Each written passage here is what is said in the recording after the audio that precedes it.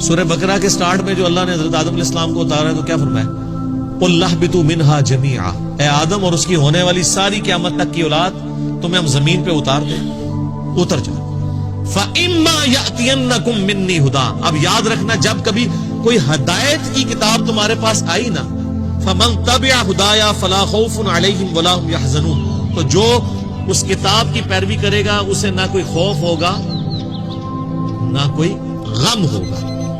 وَالَّذِينَ كَفَرُوا وَكَذَّبُوا بِآيَاتِنَا، اور جو لوگ ہماری آیات کا کفر کریں گے اور اس کا انکار کریں گے اور اس کو جھٹلا دیں گے، اولئک اصحاب النار ہم فیہا خالدون، ایسے ہوں گے دوست کی اور رہیں گے اس میں ہمیشہ ہمیشہ۔ تو سر یہ جو میں نے ڈاکٹرین آپ کے سامنے رکھی ہے، ایک نعرہ بلند کیا ہے،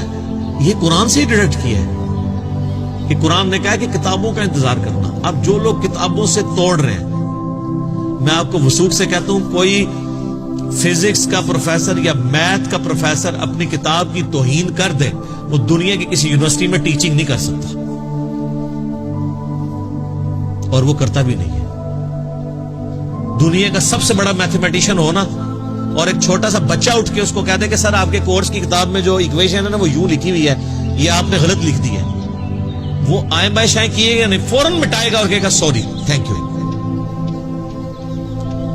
اور اگر کوئی عالم دین غلط تقریر کر رہا ہو، قرآن کے خلاف عقائد بتا رہا ہو، بخاری مسلم کے خلاف نظریات بتا رہا ہو، یہ بھی تو اس کی بھی تو ٹیکسٹ کتابیں تھیں نا سر، یہ کوئی انگریزوں نے تو نہیں کتابیں لکھی،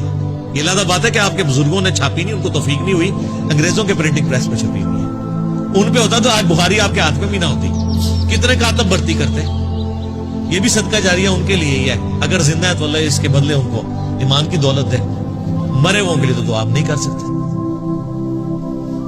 تو سر مولوی کے سامنے آپ کوئی بتائیں کہ سر یہ جو آپ نے بتایا قرآن میں تو یہ لکھا ہوا ہے، وہ کیا کہے گا؟ تھینک یو کہے گا، پھینک دیو، چپ کے باہر سٹو انہوں، ماں بدولت کے سامنے اس نے بات کس طرح کی۔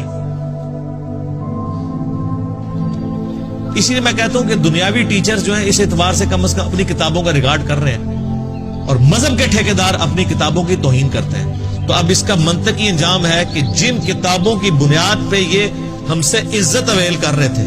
آپ علماء کی عزت کیوں کرتے ہیں؟ کتابیں پیے ہوئے ہیں، اور اگر وہ کتابوں کے دشمن ہیں تو ایسے علماء عزت کے قابل ہیں؟